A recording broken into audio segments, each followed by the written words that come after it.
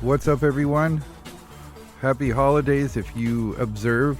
Oh, it's Christmas is like in what, 4 days, Mike? I don't know. I don't pay attention to that. Well, by the time this episode comes out, we're going to be hurtling towards New Year's Eve. But oh shit, yeah, because right now it's a Thursday, so Christmas is in a few days. But God, I hope you guys had a good one and that you didn't get eaten by your Christmas tree.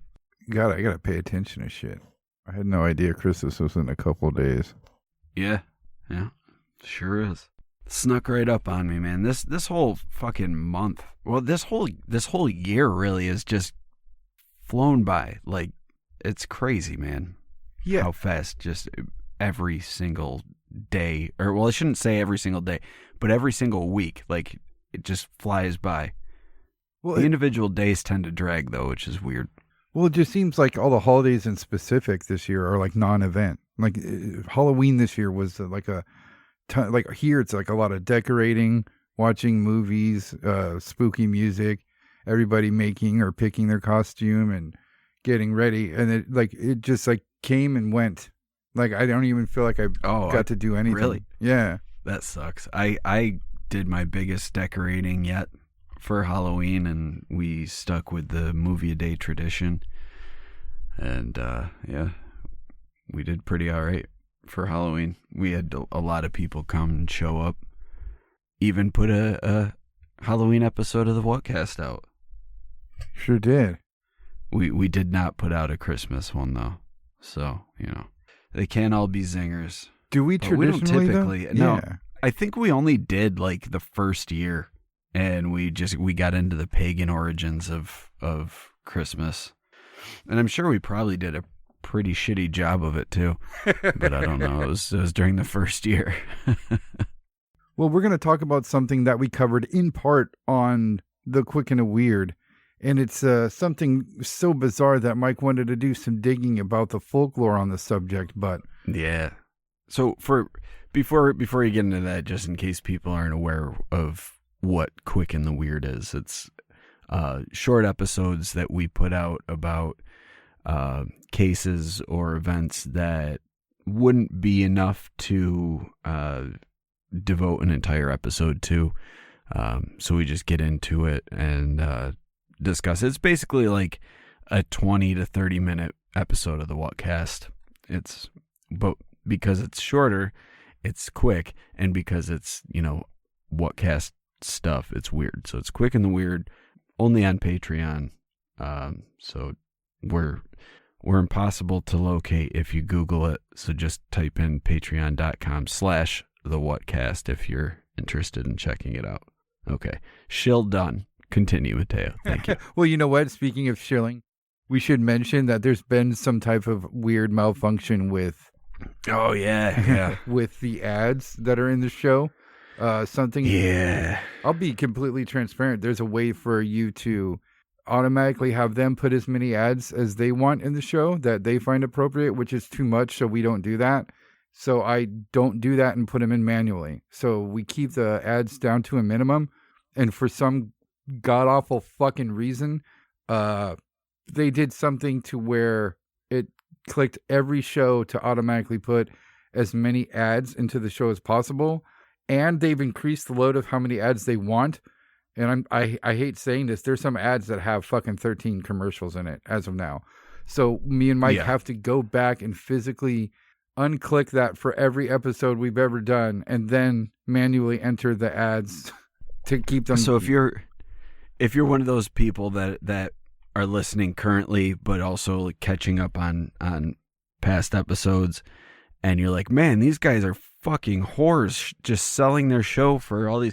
We didn't intend to do it. We're only partially whores. Just we're not slutty. We're not big whores just letting all the ads in. We only let a few ads in. So Mateo and I, over the next month or so, we've got over 400 episodes, so please bear with us. But I promise that we will reduce the amount of ads on all the backlog. I think the current ones should be okay though, right?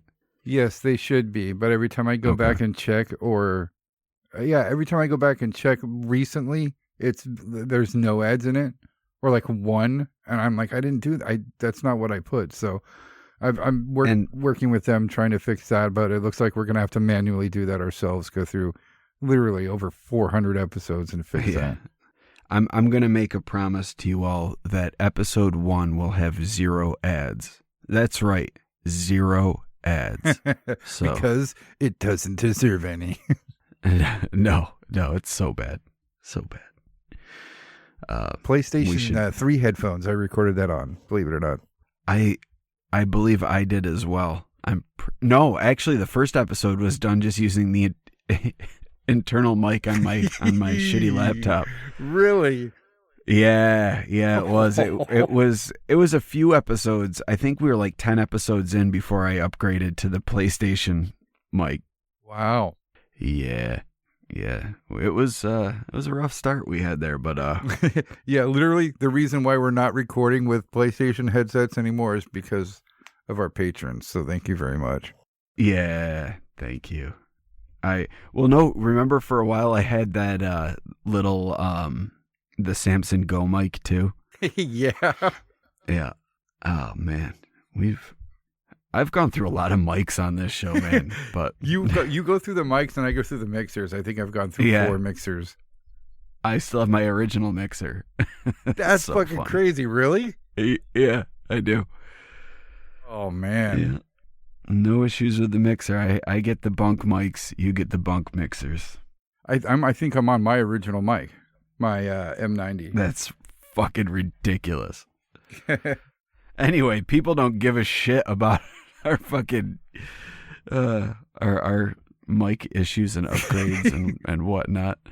But bottom line is we're gonna work out the ad situation, get that figured out, and if you're trying to catch up on the backlog and you want to listen before we get set up, we're just letting you know in advance there'll be more ads. It doesn't mean you can't listen, and honestly, if you do listen, it helps us out more because there's a million ads on there, but we don't want to put you through that, so we're trying to fix it. But yeah, we won't be adding the amount of ads that they recommend. It's too many ads. For an hour show, they want 13 ads. Fuck that. Yeah, that's like an hour and a half at that point. Who's got time for that? Like, you're trying to get to work.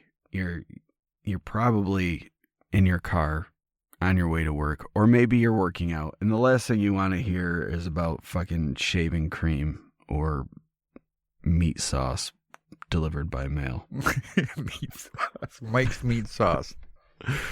Hey, it's Mike's meat sauce. Oh. All right, so what we're going to talk about tonight is a series of videos that have they've been out for a while. I recently came across a compilation of all these video clips of trees walking around. And I know that sounds weird, but that's exactly what's happening in these videos. There's that compass, probably about 5 or 6 of them in there, and we watched them together, Mike. And what's your take when you see these videos? Because to me, they're absolutely shocking. There's trees that are moving around. I mean, like if you put it in the back of a pickup truck and sped off, it wouldn't be as fast as what we're seeing in these videos. Well, there's a few different things in them, and there's a few different types of footage. There was one clip that we actually did cover on this show, on one of the clip shows that we did where we were discussing videos. The non-commuter friendly episodes. It was one of those guys. But you see a tree kind of going back and forth through this copse of trees, and then it kind of like walks behind a house. And I remember at the time saying it looked like somebody had this thing like set up on the back of a truck or like some sort of piece of equipment and carrying it around and then driving off behind the house. There's another one it's so fucking weird because I want to say that it was computer fuckery that created, but the one where the tree is moving through the ground and it's leaving the crevice behind it in the dirt as it's moving. Yeah, it's just leaving a pit trail as it moves. Yeah. You can see the dirt in front of it move too. As it travels forward. They're all shocking. There's the only one the only way that I can explain that is it's computer fuckery, which is not to say that is the case, but that is the only rational explanation for that one at all. Well, see, I don't think, unless there's a fucking underground tree running around it, that would be scary. I don't think there's a fucking explanation for any of those. I mean, when you see these, your mind's going to run to machinery or something like that. I'm not a fucking logger, but I don't think there's any machinery that can do what's being shown in these videos. When I first saw them, I instantly went to like Bigfoot tearing down a tree, but I don't even think a Bigfoot would be able to do what's shown. No, because these are big ass trees. Like if something is moving them around, it's like the strongest thing on earth. If it's living, that is. Yeah. And I mentioned like somebody putting a tree, having it stand straight up still and then driving away with it. The video doesn't show any movement that's smooth like that, like something's slowly speeding up and hitting a certain speed and staying there. These trees, as they move forward, they're bouncing around and lurching forward. On the Patreon show, we mentioned the analogy of our buddy Brett, like a drunk dude in a mosh pit. It's just bashing around. That's what these trees are doing. So they're lurching and they're taking steps. It visually appears to anyway. Yeah, the one to me that's the weirdest is the one, I think it's taken from a drone where you're looking above it. That's the one that I the most can compare it to a drunk at a concert, because it's like, it looks like it stumbles forward and then crashes into some trees, and then because it crashed into some trees on the left side, then it starts staggering backwards and to the right, and then it crashes into trees, then stumbles forward again, then goes backwards, and then just takes off. And that, like, what the fuck, dude? It's so crazy, because it's really the way that a drunk would act at a concert or in a crowded room with people. You crash and then you move. You try to move in the opposite direction. You crash. You stumble. You try to move on. And it's almost like these trees are drunk or taking their first steps.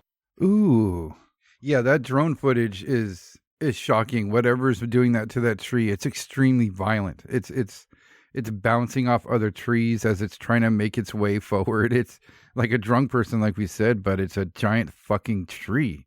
It makes no sense. I don't think any of these clips make sense. The one that you sent me on Twitter, Mike, that shows this tree, I don't know. I try to match up like the start of the video to the end of the video, so I don't think the tree moved too much. But it's on the coast of this lake, and it's amongst tons of other like trees. But this one tree is just moving and moving and moving and moving. And it looks pixelated at one point. Like it almost looks like tiles are being turned over, and it's pixelated, and then they turn back over, and it's like a tree. Yeah, but it's a different color from all the other trees too. Like it's almost white. It's so weird. Yeah, it's like a yellowish off-white, and then it eventually just kind of in a snap turns the exact same color as all the other trees. It's very bizarre behavior from a tree. Yeah, I would say so. I looked up a couple things, and I found something, a video from, if you're into Bigfoot and you watch YouTube, you'll know who Thinker Thunker is. Are you familiar? You're familiar with his shit, right, Mike? I am not, actually. Really? Okay. He did a breakdown of the drone footage, and I like his channel. He has cool, Bigfoot videos that he breaks down and offers his 2 cents. Very thorough, serious inquiries to each piece of footage or whatever that he finds. he's an author and stuff like that. But with this, I've never disagreed with him more. I just sent it to you on Discord, Mike. I don't think it's too long. It's a couple minutes if you want to watch it. But he says that he sees a piece of machinery in the woods. Apparently, the clip that we watched and that everybody watched came from TikTok, but he was able to trace the original video back to a lady named Susan who posted it, and it is edited, and the front of the video has been cut short. He found Susan's video, and it's longer, and he says that you can see a piece of machinery under the canopy there. I don't see it at all. If it is a piece of machinery, it's not big enough to be doing that to any of the trees that are there. He points out there's like some pareidolia going on with, it looks like maybe a Bigfoot's there. I can see the Bigfoot easier than I can see any machinery there. So if you want to watch that and tell me what you think. I got it up ready to go. Okay, cool. Yeah, we'll take 5 here and you check that out because I want to know what you think. Because to me, it's the video is so pixelated and shitty that you can't possibly point out anything that's fucking there that close. All right, I'm going to check it out right now.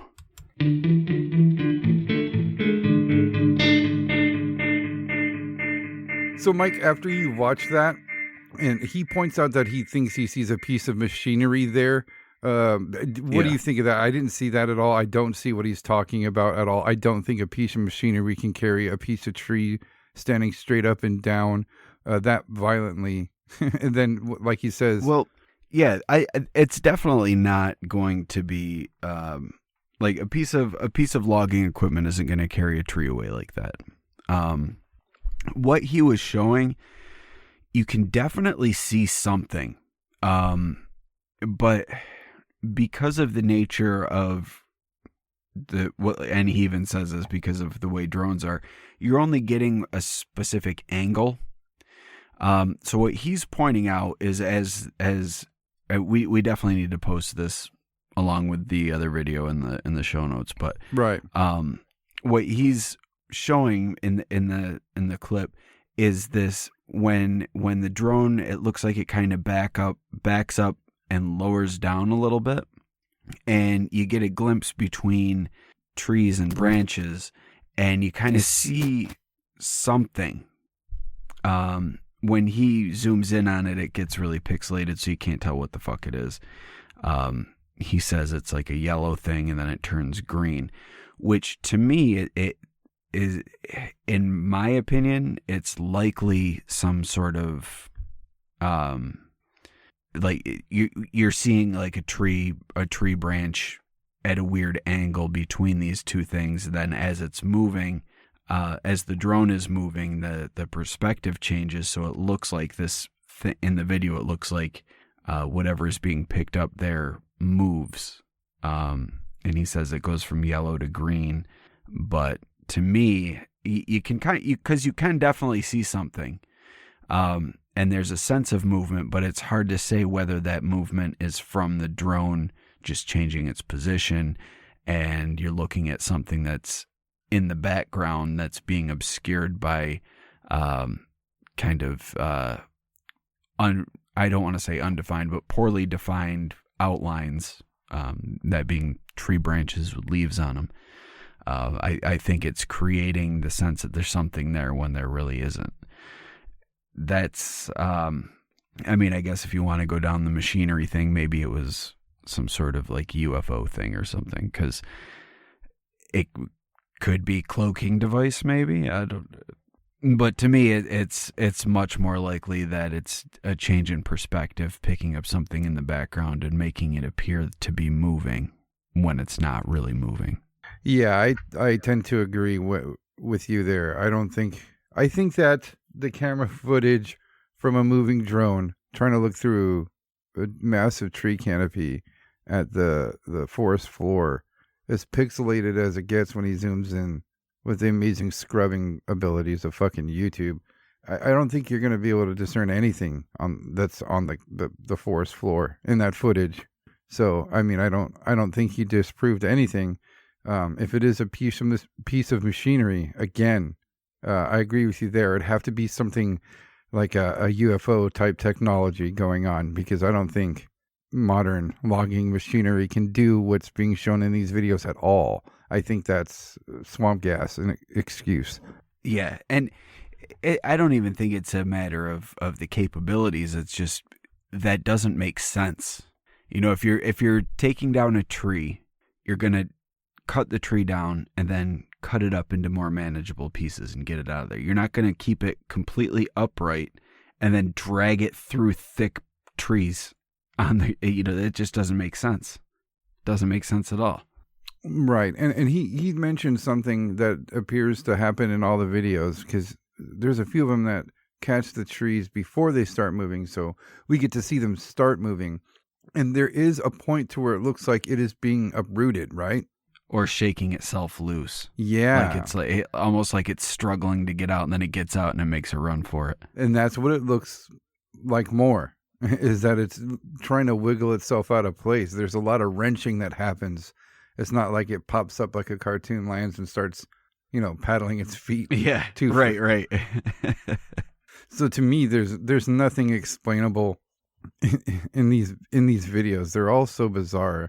I'd love to hear what you guys think about these videos. If any of you happen to be in the logging industry, let us know if any modern equipment is capable of doing what these videos show. And if it is capable, what would be the reason why it would move it in that way? Right. And I know that there's these machines that shake like walnut trees and shit like that, and fruit trees. It's not like that at all. It's like if the Incredible Hulk was trying to rip out a tree and then hop away with it.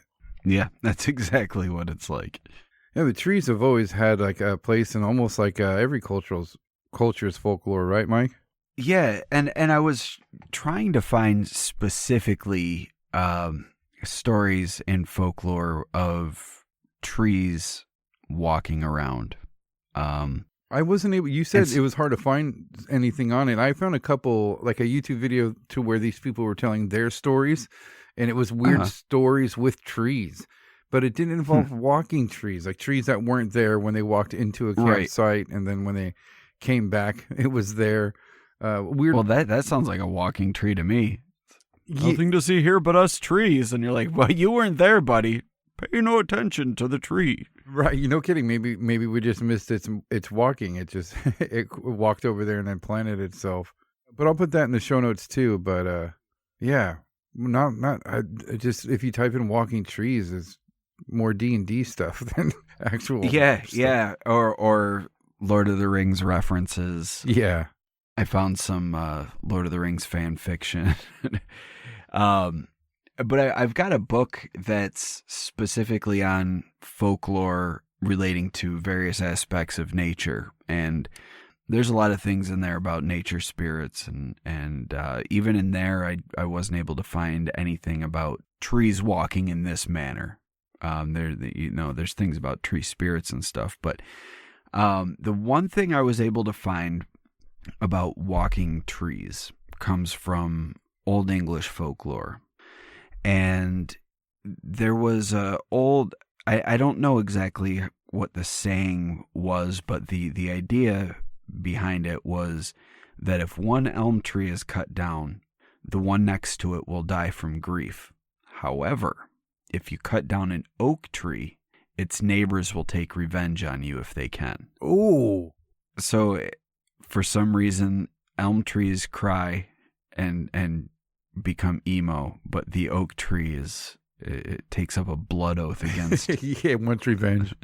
Yeah, but there's in folklore, I think it's more oral tradition because it's kind of only referenced in like old poems. But there's a poem that talks about how willow trees will stalk travelers.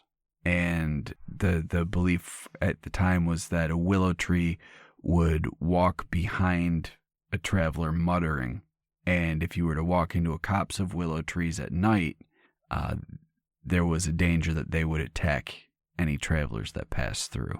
That's fascinating. When you're saying travelers, and we know from doing the show, there's a lot of tales and legends and myths that are made to kind of like steer travelers to act the right way and go the right way and not go right to certain places. That's so weird to hear. To hear they're like, yeah, those trees, that certain one will fuck you up. Yeah, yeah, exactly. And that there's a story from Japan. I don't. Did we ever? I can't remember if we talked about it on this show or if we talked about it when we were on somebody else's show. But did we ever do a show on yokai? Yeah, we did it. We did a show on yokai. Yes. Okay. Yeah, I couldn't remember if it was for our show or for someone else's show. It's because we had a guest. Yeah. But anyway, I think we talked about it on this show. But there's this. I don't know if I want to call it a being or a spirit, but there's a thing in Japanese folklore. It's called jiboko, and it starts out as a normal everyday tree. But if it is living on land that has been soaked in blood, so typically like if it's a tree on a battlefield, or, say someone had this tree set up for execution specifically, but if it's living on a land that's soaked in blood and its roots become drenched in blood, this tree will become the jiboko. And once the tree becomes the jiboko, it can only gain sustenance from drinking blood. So the regular nutrients in the soil and water and sunlight isn't enough to sustain the jiboko. It needs blood. But it said at first glance, when you're looking at it, it appears as just a normal tree.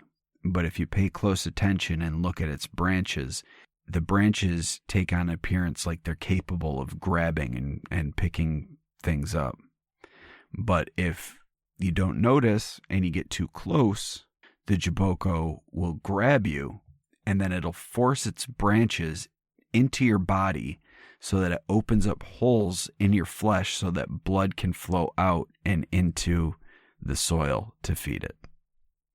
And then after it drains your blood over its roots, it leaves your body there for the scavengers to come and take. Holy shitballs. Yeah, so it's not a walking tree, but it's a grabbing tree, and it's a fuck you up tree. It's a vampire tree. Yeah, dude. Not to be fucked with.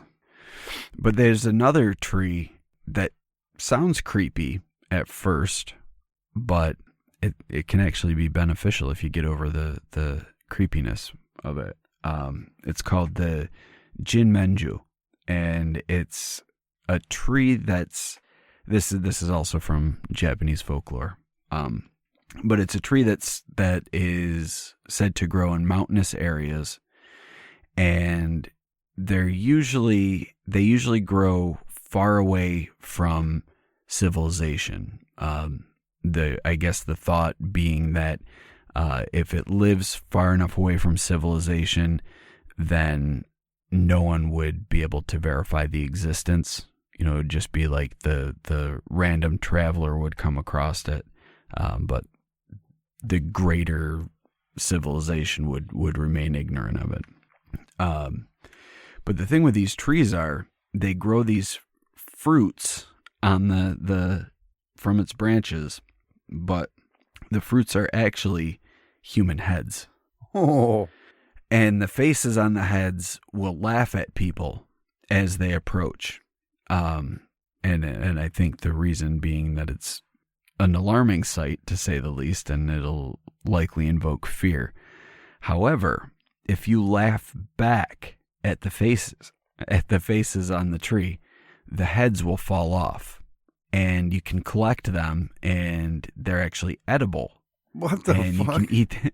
Yeah, they're said to taste like citrus fruit. Ooh.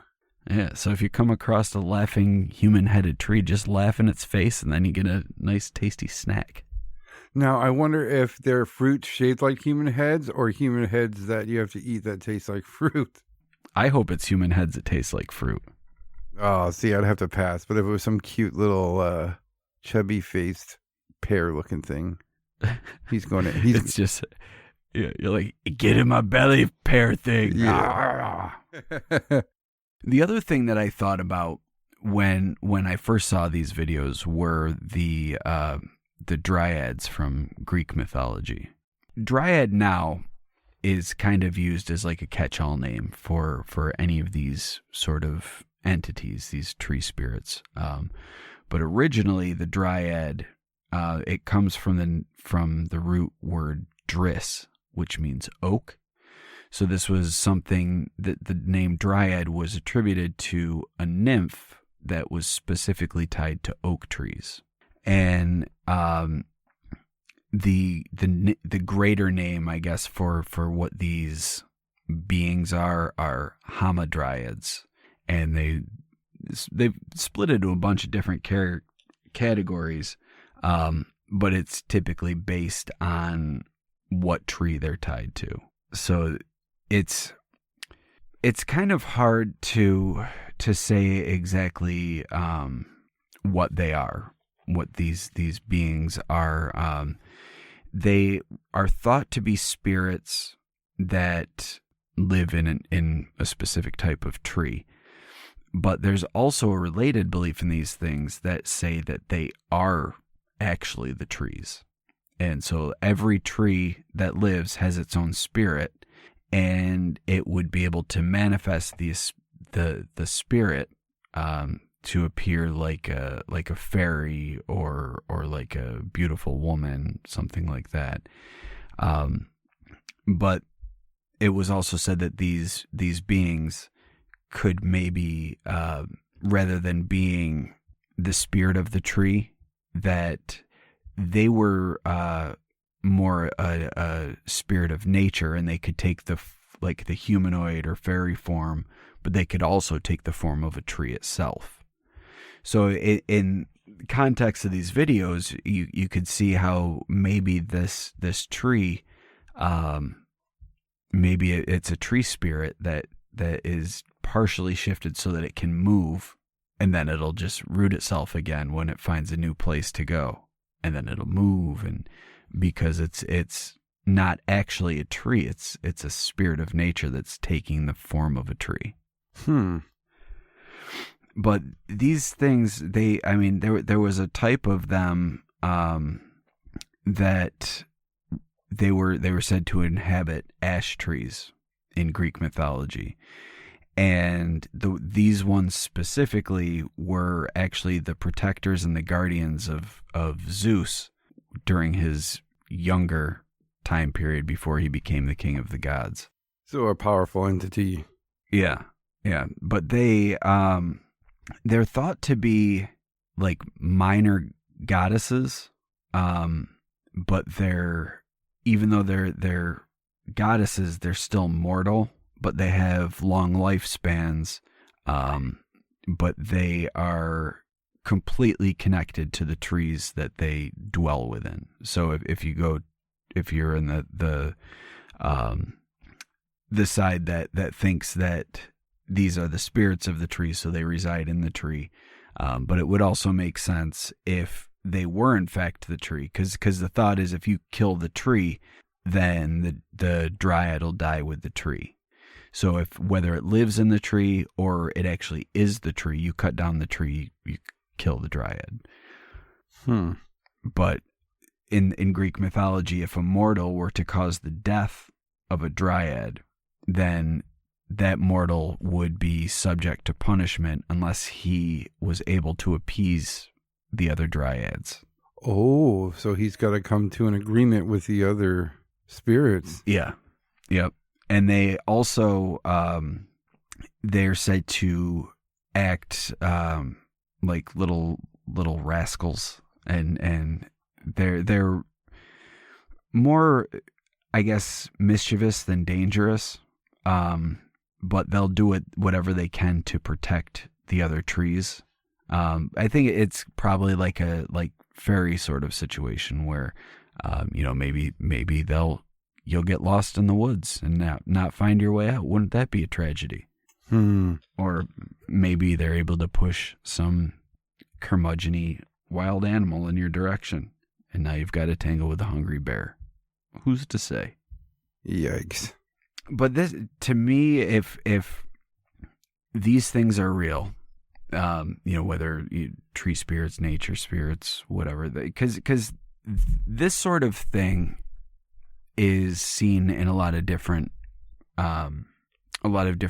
cultures. A sort of nature spirit that'll reside within the tree, or that is the essence of the tree that's able to take form outside of the tree.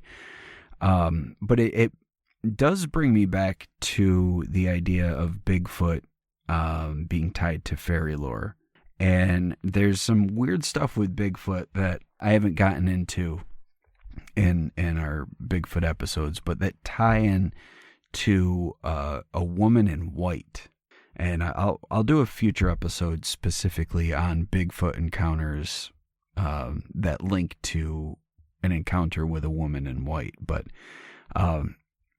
it's interesting that these two are tied together. So what if the Bigfoot is like the protector spirit of nature, and this woman in white is the dryad, and sometimes you'll see her first, but then after you see her, you see Bigfoot, because Bigfoot finds out you saw her. Like, I don't know if you've ever played BioShock, but it's like the little sisters and the big daddies. No, I never did play BioShock, but I know what you're talking about. Yeah. So in the game, the big daddies are these like huge thing. They look like oversized old fashioned diving gear with like a drill hand or something.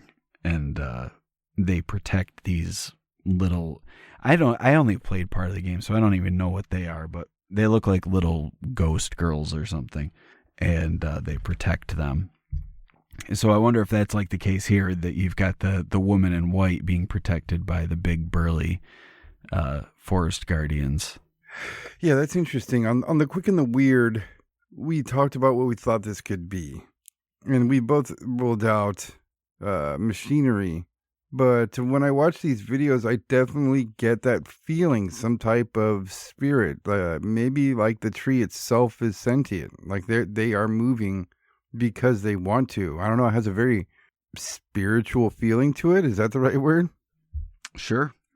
I wonder if maybe it's somehow tied to the missing 411 stuff too. Ooh. Like maybe because I mean, if this thing's moving, it's clearly not constantly moving. You know, like it's not something that's like, oh, there it goes, it's moving, and then we can track it now, and there's moving trees all over. That's not the case. So it's obviously going from one place to another, but is it staying on our plane, or is it going somewhere else? Yeah. I don't know, man. Like if because typically with fairy stuff or spirit stuff, if it's manifesting physically, there's a reason. And typically it's to interact with some other intelligence. But in these cases, some of these are being picked up by trail cams, some are being picked up by drones. So it's not like it's like an attempt at communication or interaction. Right. And you don't hear people that are in the woods talking about seeing fucking walking trees. So what's going on? Yeah, that video I found that did have some stories about weird trees. They mentioned a story about a giant boulder appearing out of nowhere, and it made me think about the man-eating boulders that were at that place where the Valley of the Headless Men were. And they even made mention about how Geronimo was supposed to be able to turn into a boulder. Really? Yeah, that's supposed to be a power he had. Huh. He could turn into a giant rock. Which is pretty cool. Ben Grimm's always been the shit. That would be pretty cool to just be like, you know what? Fuck it. I'm just going to be a rock. Yeah, and you require nothing as a rock. Imagine just like going up into like the Rocky Mountains and just saying, I'm going to sit here for 200 years. Fuck this. I would love to go to work someday and just sit in my office chair and then turn into a rock. And then people walk in my office like, where'd this big rock come from? Where'd Mike go? And like, no one saw me leave my office. Someone gets charged with your murder. And then I pop back. Suckers. I was the rock. It was me. That would be wonderful. I will say that it only seems to be these 5 or 6 clips that exist of this phenomenon being caught on film, and some of them look pretty fucking old. So I don't think there's been maybe not recent videos of this phenomenon happening, but I don't know. Maybe we should look into more modern reports as well as the folklore involved. Yeah, it's just weird to me that there isn't more. Like, I figured because of Tolkien that it was something that was, a part of British folklore at the very least. And maybe he just took that bit about the oak trees and the willow trees and was like, you know what, I'm going to turn those into Ents. And there we go. Oh. And then obviously Dungeons and Dragons pulled that from Middle Earth and added it in the game. There's a couple different races of tree people in D&D. What about that tree from Africa that eats people? I forget the name. It has a fucking awesome name. I do not recall. We covered it in the Cryptids of Africa show. Is it the man-eating tree of Nubia? Yeah, but they have a name for it that's gnarly. I don't see a name for it, but it's something like it translates to like staring into its eye or something. It's very weird. Well, I've got a description of the tree. Ooh, let's have it.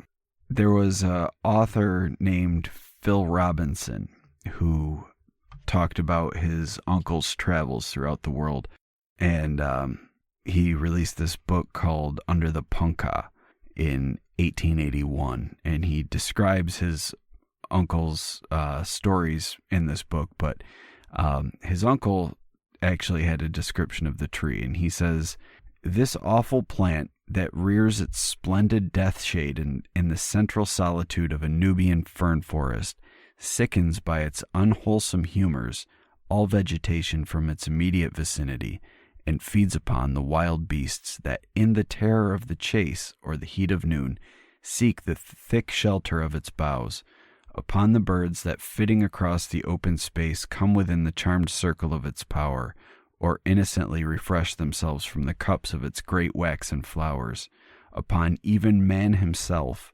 when an infrequent prey, the savage seeks its asylum in the storm, or turns from the harsh foot-wounding sword-grass of the glade to pluck the wondrous fruit that hang plumb down among the wondrous foliage. And such fruit, glorious golden ovals, great honey drops swelling by their own weight into pear-shaped translucencies, the foliage glistens with a strange dew that all day long drips onto the ground below, nurturing a rank growth of grasses which shoot up in places so high that their spikes of fierce red blood feed green far up among the deep-tinted foliage of the terrible tree, and like a jealous bodyguard keeps concealed the fearful secret of the charnel house within, and draw around the black roots of the murderous plant a recent screen of living green." So it sounds like it uses the juice from its flowers to fertilize the grass so that it covers the death trap inside of the plant. Yeah. And again, with the British folklore about the yolks, we got a shared phenomenon going on there. Some trees that will take you out. Yeah. Apparently, the story went on to include one of his uncle's native companions got eaten by the tree. And so the uncle drew his gun and continued to fire at the tree until all of his ammo was exhausted. Then he drew his knife, and he finally used his knife to try to destroy the tree. And the whole time, the tree was said to fight back against him with leaves that would cut him and suck his blood and try to twine around his arms and legs. What the fuck? Yeah. Holy shit. We're not safe anywhere.